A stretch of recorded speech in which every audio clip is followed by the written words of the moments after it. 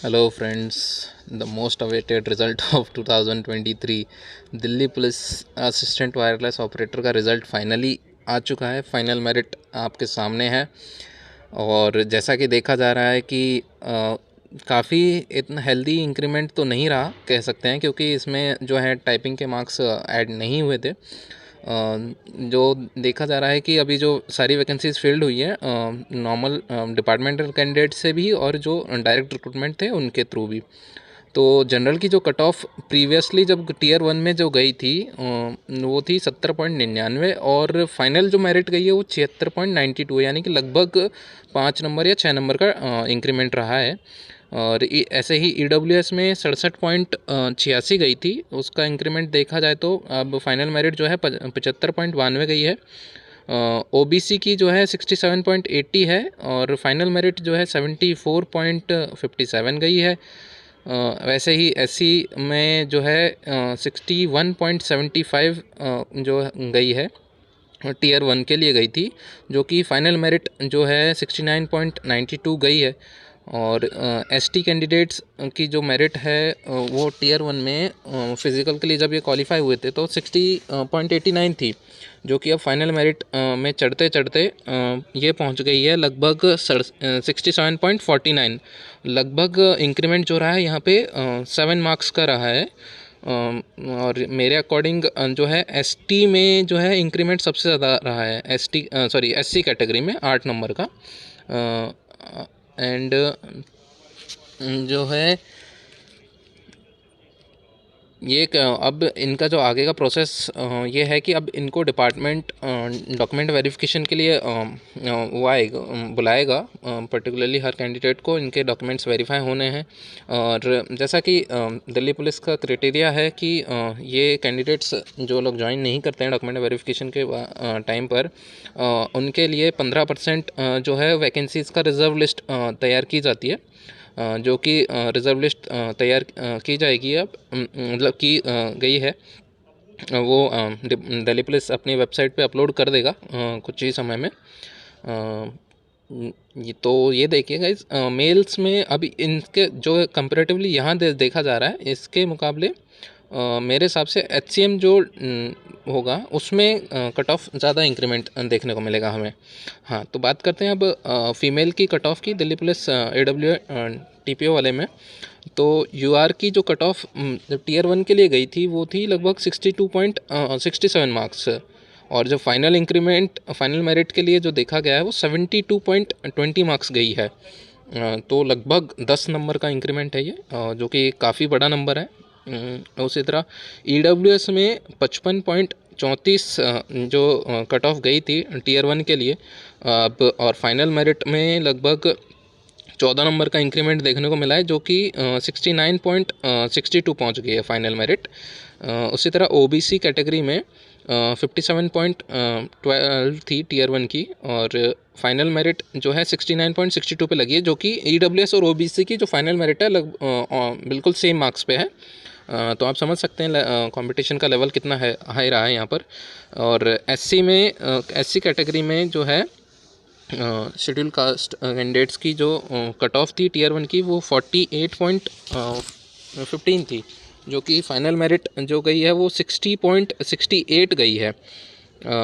इसमें भी एक काफ़ी हेल्दी इंक्रीमेंट है, लगभग 12 नंबर का। सबसे हाईएस्ट इंक्रीमेंट जो फीमेल कैंडिडेट्स में हमें देखने को मिला है वो है ST कैटेगरी में, क्योंकि इनकी मेरिट जो है टियर 1 में काफ़ी लो गई थी, क्योंकि 40.39 पे कैंडिडेट सेलेक्ट हुए थे, और फाइनल मेरिट में जाते हुए वो है 58.55 गई है, जो कि लगभग फिर उसके हिसाब से लगभग 18 नंबर का इंक्रीमेंट है यहाँ पर। आप समझ सकते हैं कितना ह्यूज डिफरेंस है ये टियर 1 की और फाइनल कट ऑफ में कंपेयर, मतलब जो अदर कैटेगरीज की कट ऑफ है इंक्रीमेंट वाइज के हिसाब से देखा जाए तो सबसे हाईएस्ट इंक्रीमेंट ST कैटेगरी में रहा है फीमेल में। अब जो होना क्या है कि मोस्ट ऑफ द कैंडिडेट्स क्या है इसमें जो थे दोनों जगहों पे थे यही कैंडिडेट्स, जैसे कि AW वाले में भी कैंडिडेट सिलेक्टेड थे, और AW उधर HCM वाली में भी सिलेक्टेड थे। तो अब ये कैंडिडेट करेंगे क्या कि अब AWTPO वाला जो रिज़ल्ट आया है, इन बच्चों का तो डॉक्यूमेंट वेरिफिकेशन होता रहेगा और उधर HCM वालों का रिज़ल्ट आएगा। तो अब ये होगा क्या यहाँ पर फाइनली कि ये बच्चे तो HCM वाली को प्रेफर करेंगे, ऑब्वियसली बात है, वो पोस्ट इससे बेटर है, तो ऑब्वियसली बात है प्रेफरेंस उसको दिया जाएगा। तो ये वैकेंसी अब चांसेस इसके ज़्यादा पड़ गए हैं कि ये वैकेंसी थोड़ी कम मतलब खाली जा सकती है। खाली तो क्या जाएगी, क्योंकि वेटिंग लिस्ट प्रिपेयर कर रखी है इन लोगों ने, तो वेटिंग लिस्ट के अकॉर्डिंग 15% तो 15% की वेटिंग लिस्ट जो है प्रिपेयर की जाएगी, तो वहाँ से कैंडिडेट्स को जो है बुलाया जाएगा। अब इनमें अगर ये वैकेंसीज़ खाली रहेंगी तो अगर कोई कैंडिडेट ऑन द लाइन रह गया है तो वो निराश ना हो, आपके हाई चांसेस रहेंगे AWTPO की वेटिंग लिस्ट में सिलेक्ट होने के, क्योंकि ये जो कैंडिडेट्स हैं वो प्रेफर करेंगे HCM वाली पोस्ट को। ऑब्वियसली बात है, वो पोस्ट अच्छी है डिपार्टमेंट वाइज और ऑफिस वर्क है और 5 डेज़ का वर्क है, सैलरी हाई है इस वजह से। हाँ, तो हम बात करें सैलरी हाई है, तो सैलरी हाई होने की वजह से बच्चे उस पोस्ट को प्रेफर करते हैं, क्योंकि उसमें ज़्यादा वर्कलोड भी नहीं है।